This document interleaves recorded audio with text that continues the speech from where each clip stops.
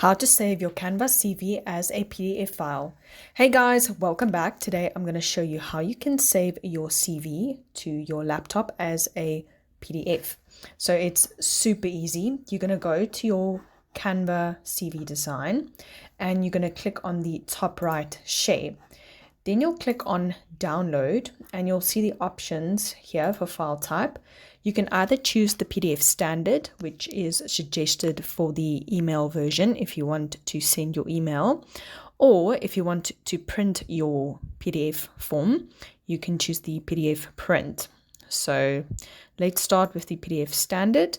You can choose flatten PDF or not. You can include notes, but you wouldn't really want to use the include notes option if you are going to email it.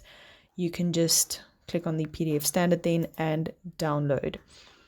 Okay, if you want to print your CV, then go to download again. Then you can, let's just go again, download, and you can click on PDF standard, go to PDF print, and you can choose the crop marks and bleed, flatten PDF, or include notes. Okay, then you just click download. Okay guys, I hope this was helpful. Please don't forget to leave a like, subscribe, and comment.